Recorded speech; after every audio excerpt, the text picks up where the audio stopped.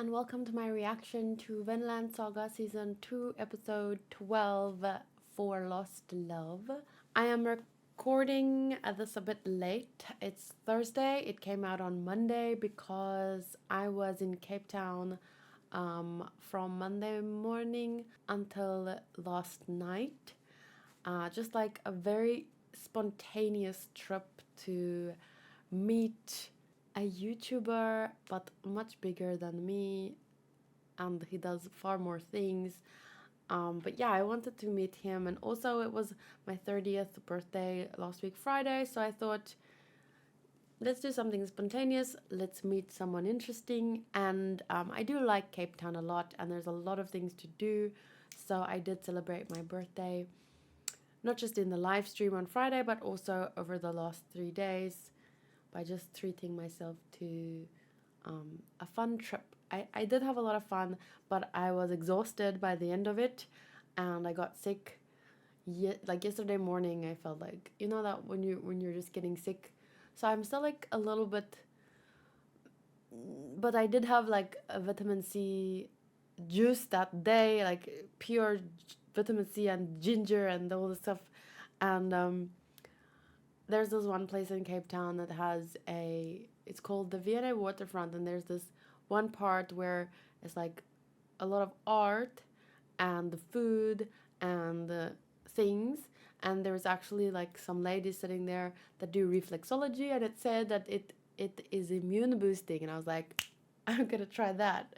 So yeah, I don't know if it helped me not to get sicker, but I'm not sicker.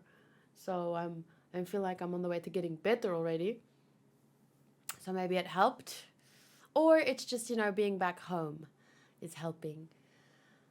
But yeah, I am finally able to watch Vinland Saga. I heard it was a good episode, so I'm really looking forward to it. Please let me know your thoughts after you watch my reaction. Let's go.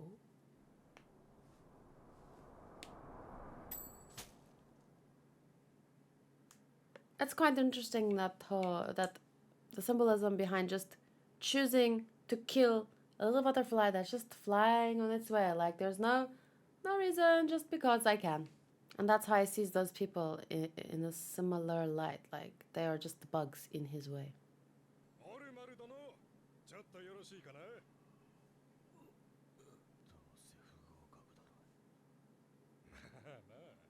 こっちも仕事なんだ。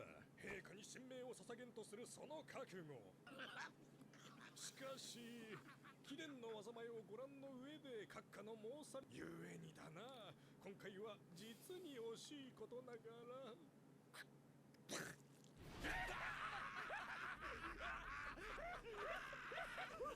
しいことはねえやな。豚に乾杯で。しけ、笑っちゃかわいそうだな。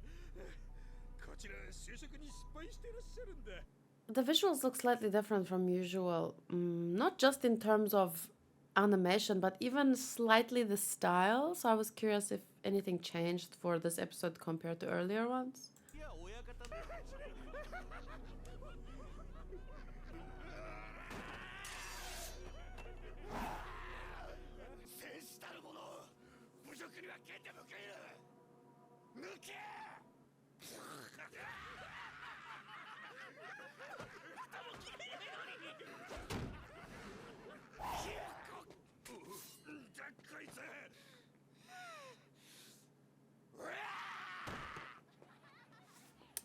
No strength and absolutely no control over his emotions. I'm sorry, but even if it sucks being made fun of, we know that he's playing right into their hand, right?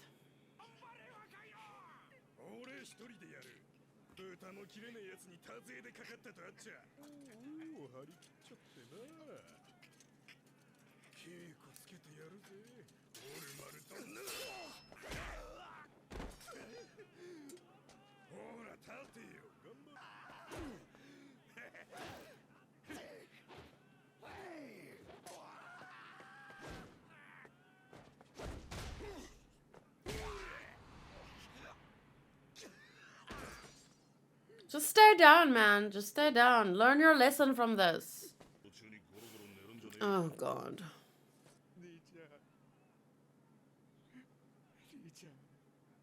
No, you did that. とっとと立って野郎をぶち殺せ。 Oh god. 立て。立てオルマル。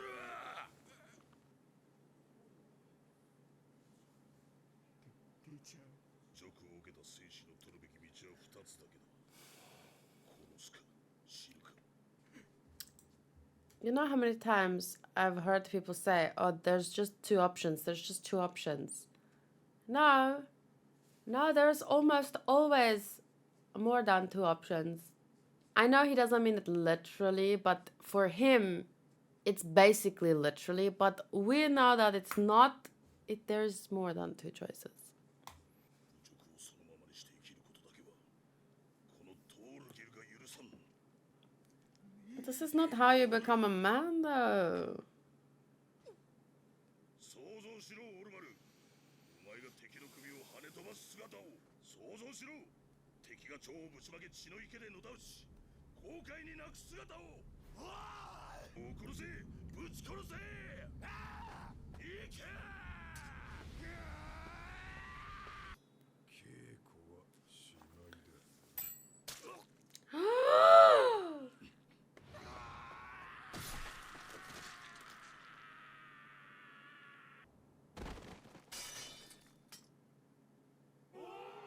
Oh. 生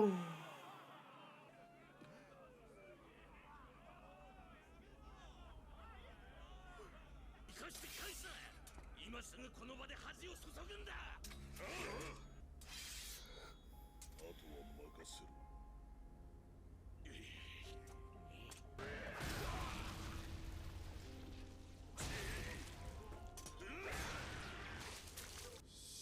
So this is where the budget went.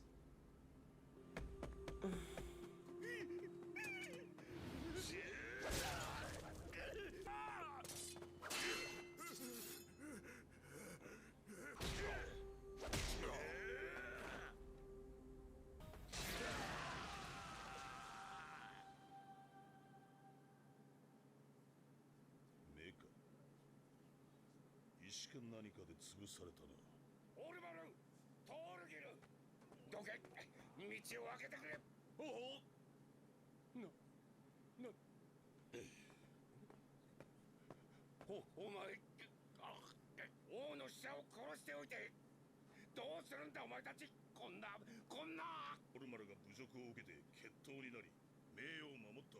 しかし相手は5人。決闘は法律で禁じられておるだろうが。 Oh, they're gonna care. Very suddenly, when it's convenient for them, they're gonna care about that law.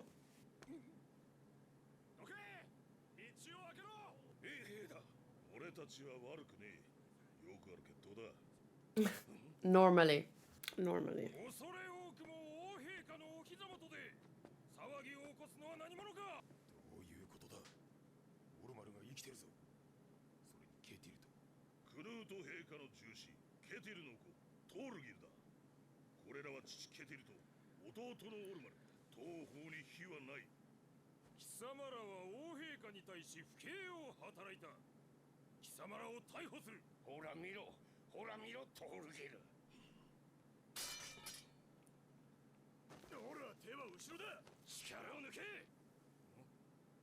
Oh god.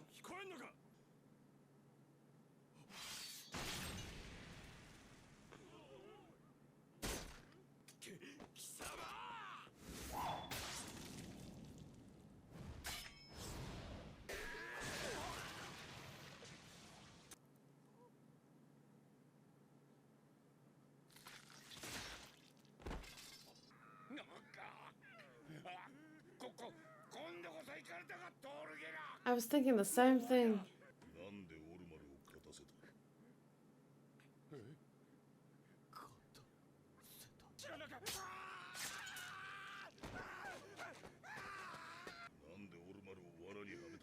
He's fucking crazy, but he's not as dumb as he looks, is he?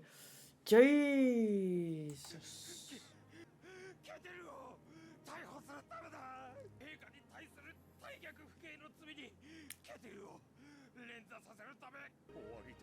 クヌートに目をつけられた。違うぞ親父。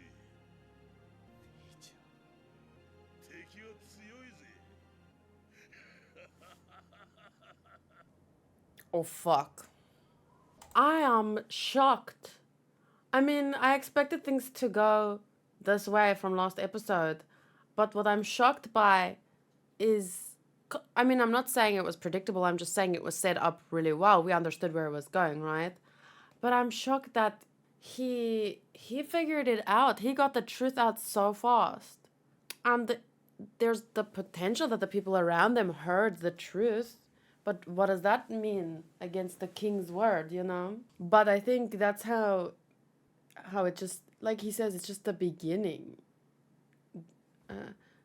Negativity about Canute, it will spread now, and it's so fun. It's not funny in a ha-ha way. It's like a, you know how he was like, the reason he killed his brother, the reason he set this whole thing up was to prevent anyone from challenging him, anyone from, you know, he wanted all the power, all the say, so that he could bring peace, ultimate, unquestionable peace.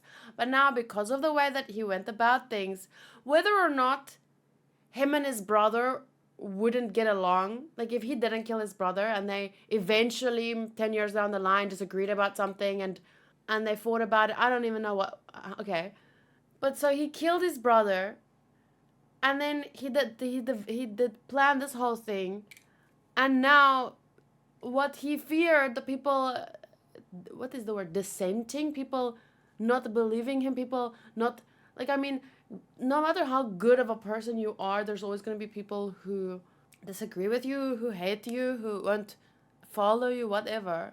But now you did bad things, and now they have all the more reason, all the more people not to follow you, not to fall in line with your peace, because your peace is kind of bullshit, because it's built on death and like killing innocent people, setting them up and all this shit. So the things that he was fearing would happen, he's making, he kind of like made it happen, you know what I'm saying? At this point, who knows what would have happened 10 years down the line if him and his brother had ruled together. But now, and I don't know what's gonna happen, this is just my predictions, but now that at least this guy, Thorgil, Ketil, and Olmar, but no one knows Olmar. This truth will spread. This will become a conspiracy against the king, but it's built on truth here, at least. I mean, think about all the real life conspiracies that turned out to be true. It just started out as like this crazy thing, like, what? There's a sex pedophile island, and these rich and famous people, this person who has all these famous friends, this woman stole these girls to a little pedophile. Are you crazy? That can't be real. That's how it starts. That's how that Epstein Island thing started. It was a crazy conspiracy theory, and then bloop blop bleep, it turned out to be true. You see what I'm trying to say here? So this is the beginning of a conspiracy, but we know that it's not a conspiracy. The king did set them up. And I'm just curious, how would things have turned out better, maybe, if he had not killed his brother and just worked with him in order to, you know, create a different kind of peace than what he's going for now. I don't know. But okay, I don't know. Maybe things will work out for him. He just needs to kill everyone that saw this, and then his greater good is still safe, you know?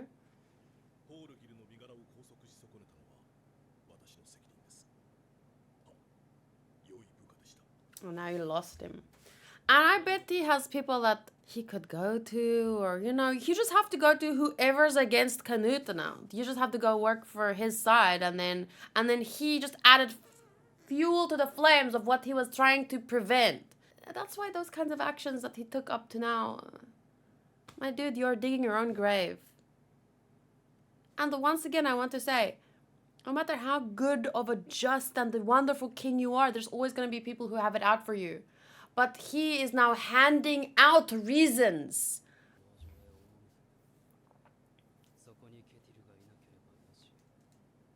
Mm-hmm.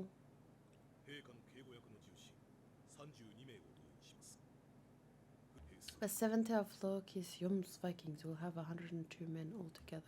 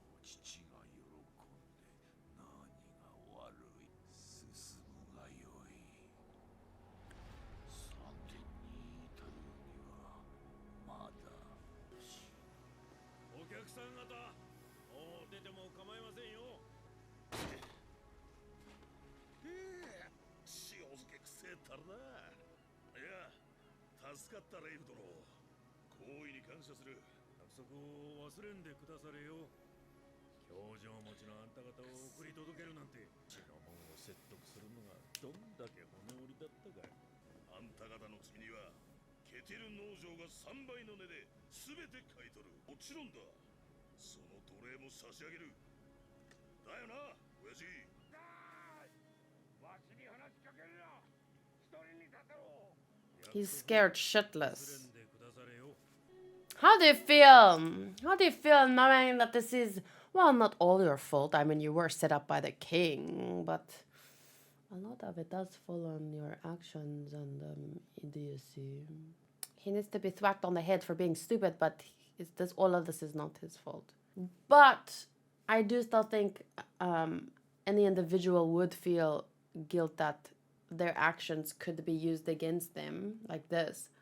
But in the same breath, Canute would have found if it wasn't this plan, there would have been another plan. So their whole life just.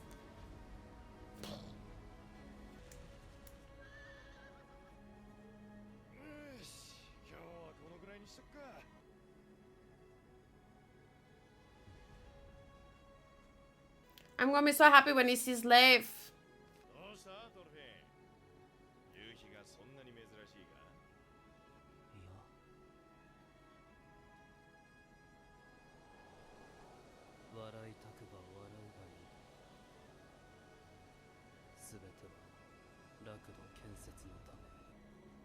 Okay, but what if other people, like everyone that you want to force under your utopia, what if they don't want to be part of that utopia, you know? What if they don't want to carry the burden of your sins? Makes me think of the One Piece film Red, kind of.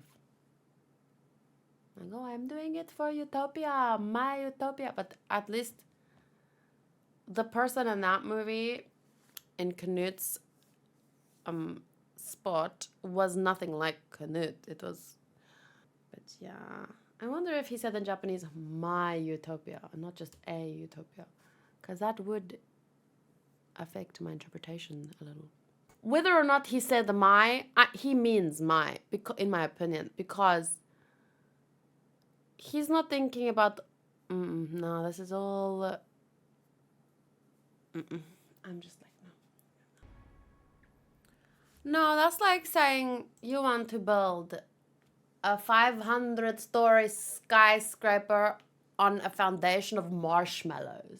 In this case, marshmallows is unjust acts, killing your brother, setting up an innocent family. Like, it's a weak foundation for a utopia. That's all I'm saying. So whether or not you achieve your 500-story building, your utopia, on that foundation, it will fall. It 120% will fall. And to be 100% honest with you, I don't even think that what you'll be able to build is a utopia. It won't be a utopia. You can never build utopia. That doesn't exist. It makes you think of a quote from One Piece film Red.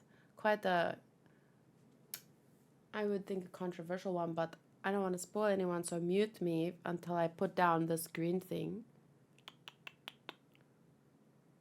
But in One Piece film Red, one of the main characters say, peace doesn't exist. Like, there's another thing he said, not just peace, but something else.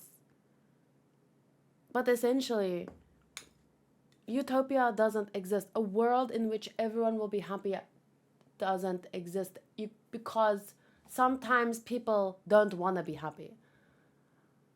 And sometimes what makes people happy is doing bad things. So like that kind of crazy ideal, a perfect world, a heaven, I don't think that's something we can create on Earth, at least. So trying to do that, you'll only... What's that Captain America quote? Every time you try and win a war, before it starts, innocent people die. Every time. So that's what he's doing. He's hurting innocent people to prevent the wars. And a lot of people, what they like to do is they like to say, yeah, but it would have been worse. If he didn't kill 5 people today, 100 people would have died tomorrow. And to me, that is like the most backwards reasoning. But I'm not saying you shouldn't live in a society like that. If you want to live in a society like that, you and Canute go and you go make your society over there. But the problem is you don't just want to stay over there. Canute isn't just staying over there. He's conquering. He's forcing his ideals, onto everyone else. And that makes me think of Avatar. And that the king, what was it, Roku or something? Or no, it was Avatar Roku. And then the king, I don't remember who the king was. And he was like, oh, my Fire Nation has been doing so wonderful, so great. I want to share this with the world. And then, well, we know how that turned out. I'm still watching that show, by the way. And the reactions, I only posted reactions to season 1 on my YouTube, but I'm currently watching season 3 on posting it to Patreon and stuff. My Patreon and my YouTube and my Discord and my everything is a little bit all over the place right now. I'm working on streamlining everything, because certain things I can post to Patreon, but other things are more risky. So I'm DMing other content, and it's a whole mission, but I'm working on it. But anyway, let me just say that the utopia that Canute wants to build is not a utopia at all. And he's letting his own... I don't know what to call it. But it's not a utopia. Let's see some comments. C. Morton. Is it true the guys on the motorcycle at the beginning are canon? Half a Moon Prophet. I can't believe they made ambidextrous Torgil canon. That was just a little gag in the manga to address him being drawn using the wrong arm for a panel. And I didn't even notice. I just thought it was like... Thorgil slayed at those guys like he was passing butter on a bread. Lesson learned. Anyone with Thor in the name is not to be trifled with. Thorfinn, monster. Thorkel, monster. Thorgil, monster. Thor's, monster. Now this is cinema. For real though, things start to get even better from here. I hate it when people do that. Don't talk about what comes. Just shut up and talk about what you just saw and what you've been seeing. Don't set up expectations. Don't do it. Okay. Okay. Story easy 9. Characters 9. Especially Thorgil. I was so surprised. I don't like him. I think that what he did was excessive.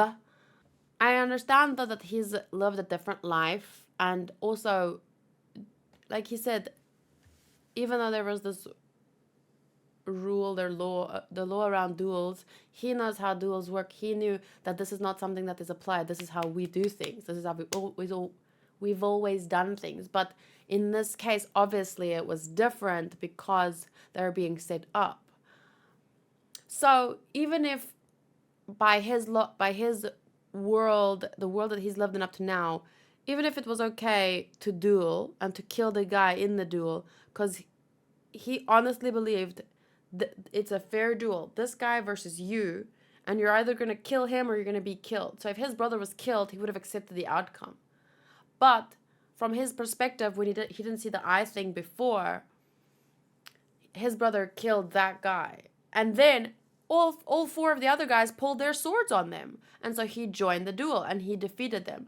So by their way of living up to now, he was right. He didn't do anything wrong in terms of the law. Only because he knew that, yeah, that's a law, but they don't apply that law. Even in our country, there's laws like that. Oh, it's a law, but people, no one, like, I think there's still many laws in many countries.